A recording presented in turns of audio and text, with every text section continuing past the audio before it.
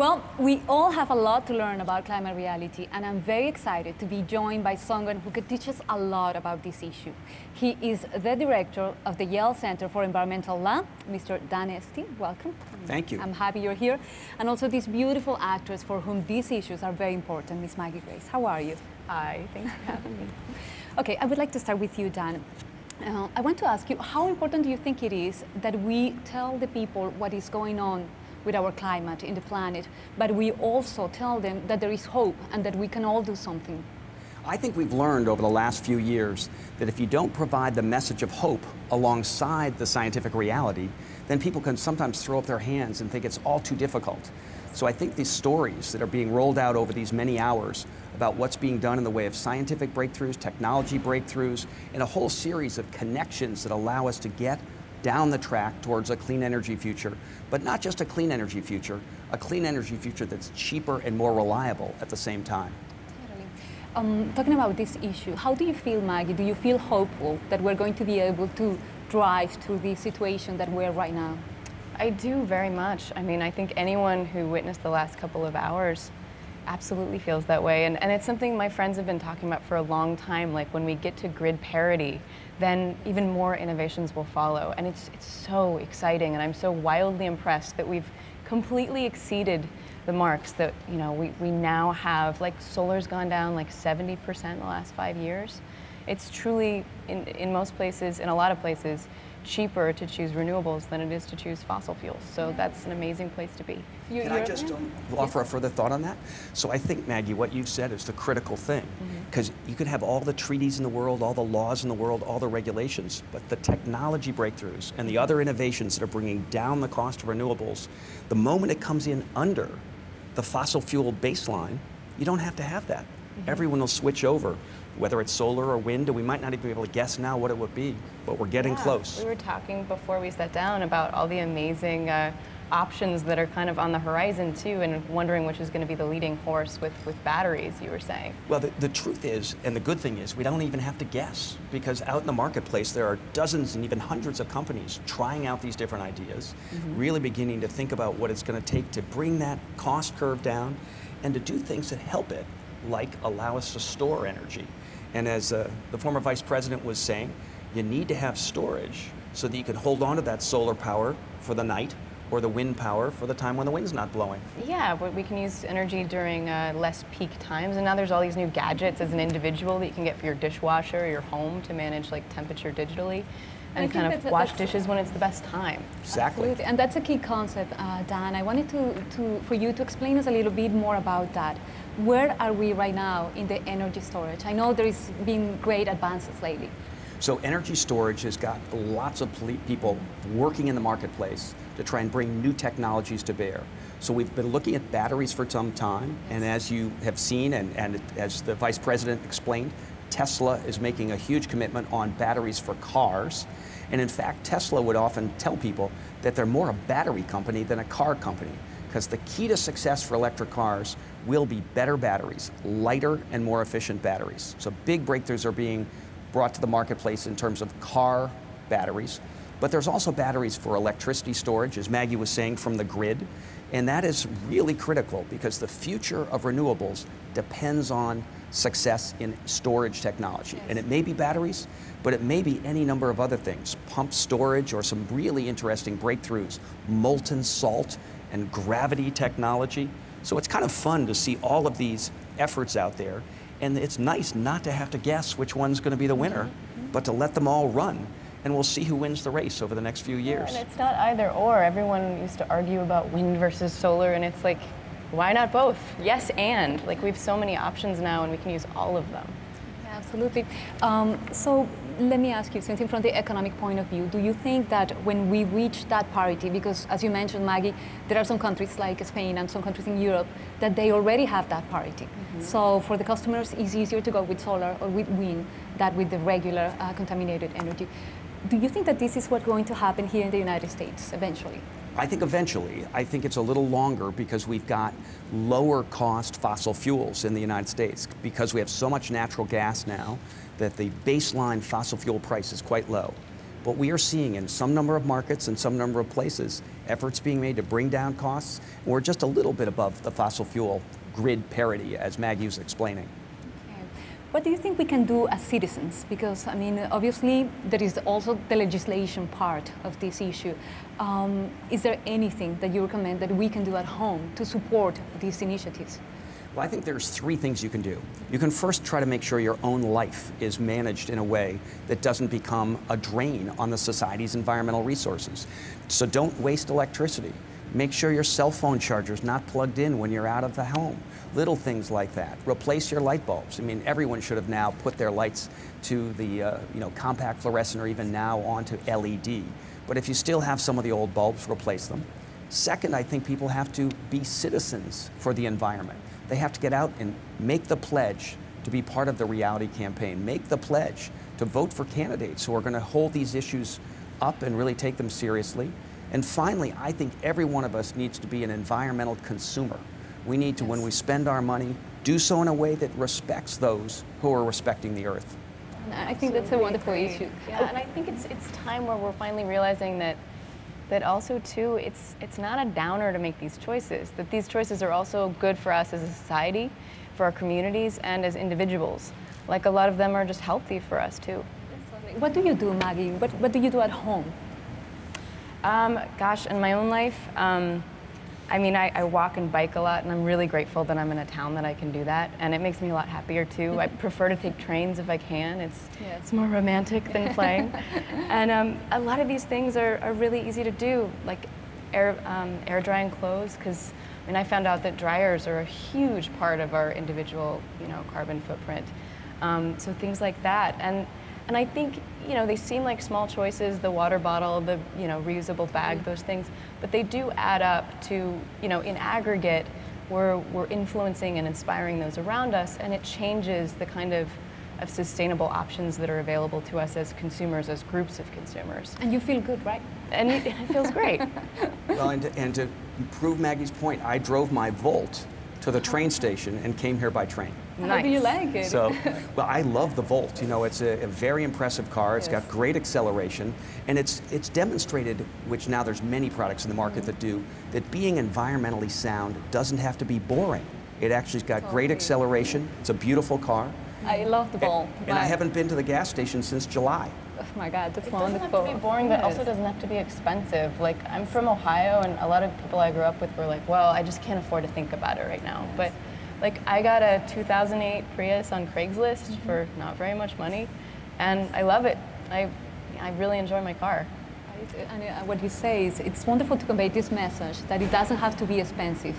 And the wonderful thing is to see that basically all car manufacturers right now are getting out a green model, a green option for the people that want to be environmentally friendly, right? Well, I think the other thing that we're seeing is that it's not just innovation in batteries and storage technology, but it's innovation across the board, including now innovation in finance. So more people can afford the car that is going to be more environmentally sound. Innovation in how we put money into clean energy. When I was the Commissioner of Energy and Environmental Protection in Connecticut, we set up a green bank. And again, the goal was to flow much more private capital into renewable energy, into energy efficiency, and to help people who didn't think they could afford it consider the option of putting a solar array on their roof or getting a wind turbine and doing any number of things that take some upfront money and might have once deterred people from taking on the opportunity. What do you think? Because I mean, obviously, I know you're a fan of innovation and you believe this is the key in this issue. But do you think the law has to be hand in hand with innovation for it to grow? So I think two things. First of all, we have to think of innovation more broadly. Everyone's focused on technology development, and that's critical, particularly in areas like storage and batteries.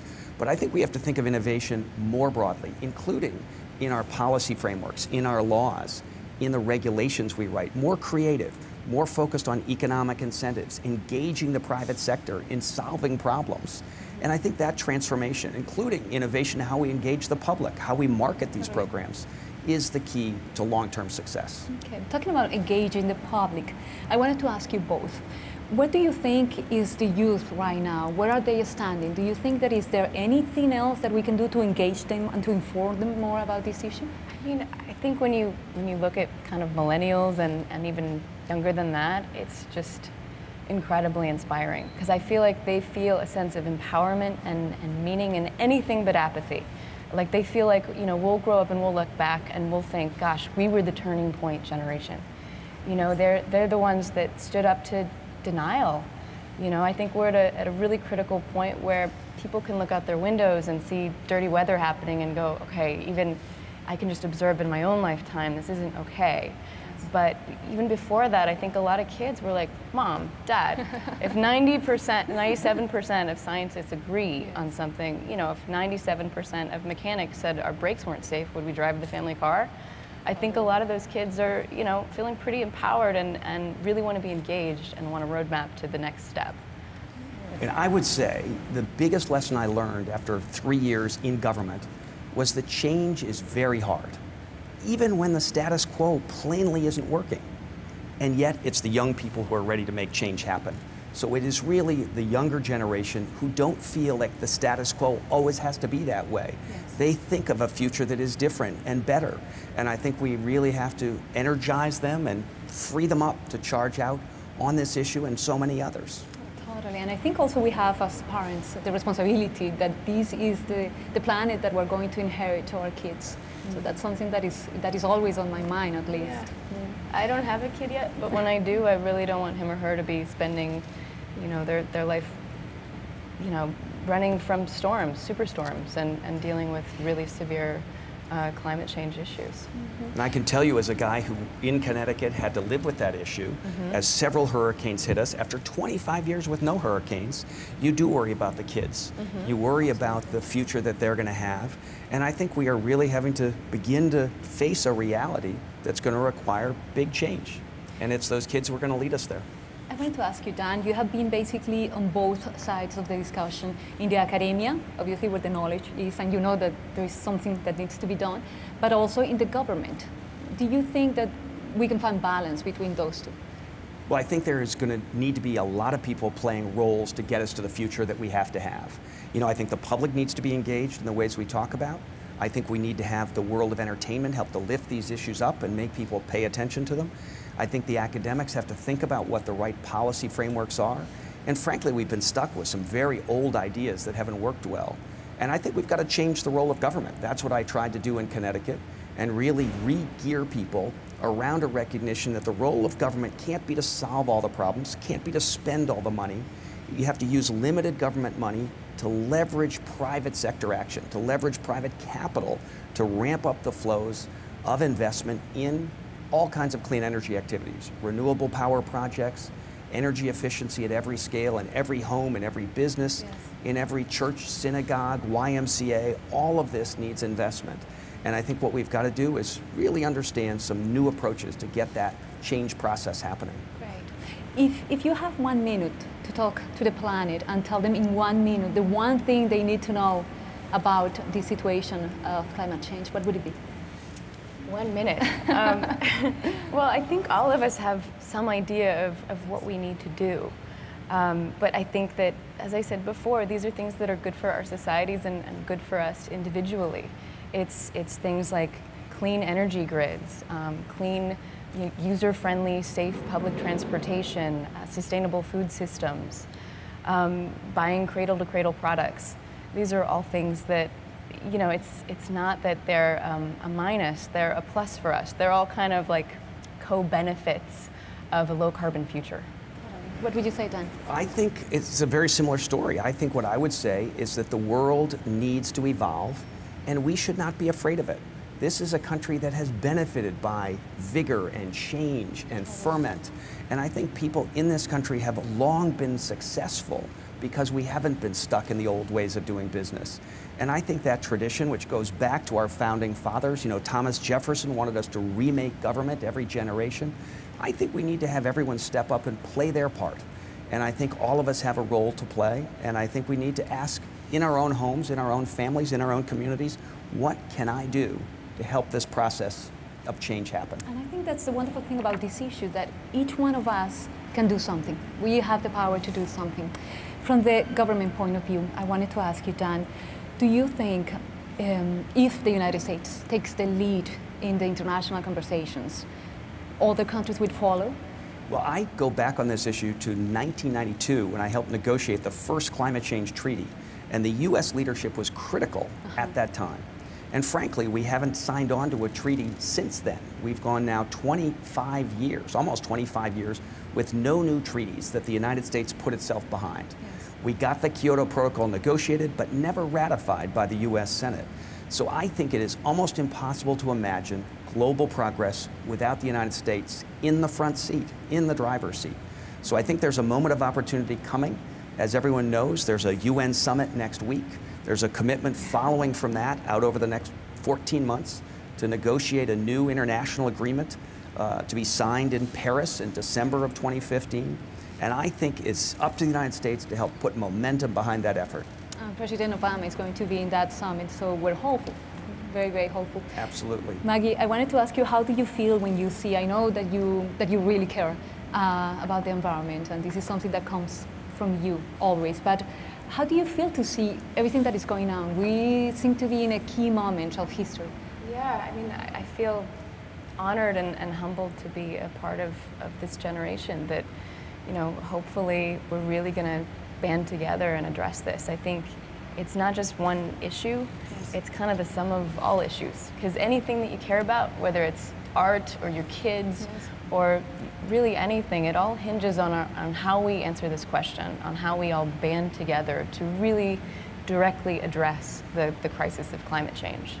And I love the... Can I just jump in on that? So I think, you know, to your earlier point, the federal government has an important role to play. They're the ones that have to do the lead of the negotiations. But I think it would be a mistake to leave this to the federal government. Yeah. State governments have a role, cities and mayors have a role, communities across this country.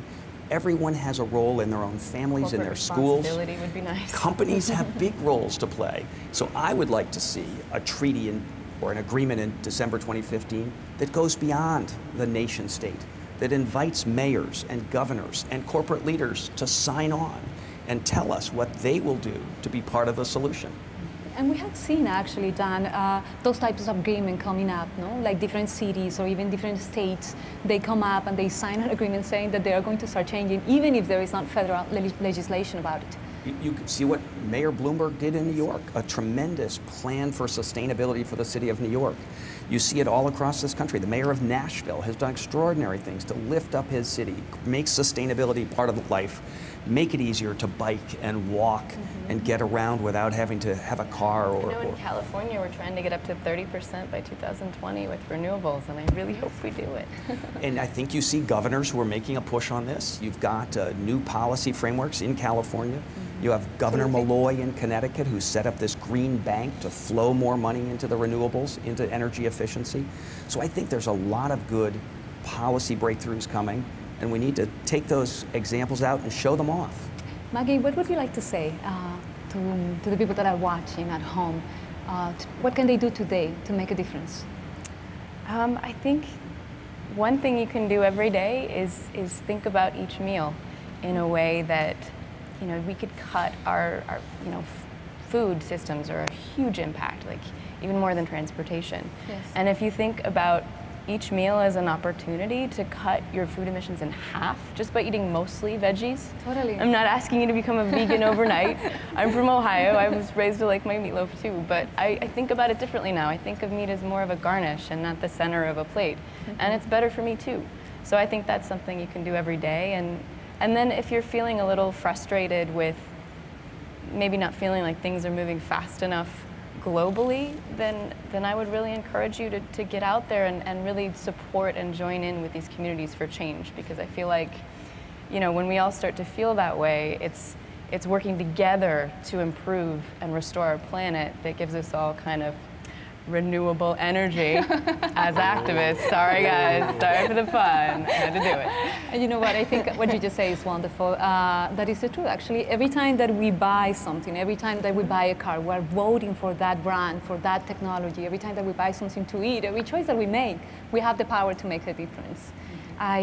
We ran out of time, but I want to thank you so much for being with us and for bringing your expertise and your charm. It's been wonderful to talk to you. Yeah. Pleasure to be with you.